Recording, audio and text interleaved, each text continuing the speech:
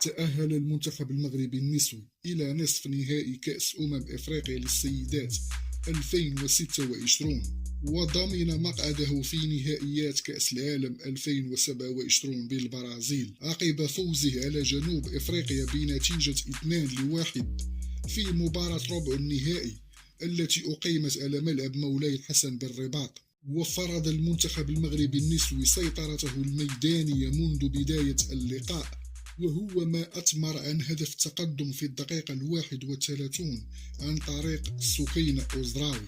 ومع انطلاق الشوط الثاني واصلت لاعبات الأطلس الضغط لتعزيز النتيجة، ليتحصلن على ركلة جزاء نفذتها حنان أيت الحاج بنجاح في الدقيقة 52 لتهدي الهدف الثاني للمنتخب المغربي. ورغم محاولات العودة من جانب جنوب إفريقيا وتقليص الفارق عبر تيمني كاجاتلانا في الدقيقة 67، إلا أن اللاعبات المغربيات نجحن في الحفاظ على التقدم حتى صافرة النهاية.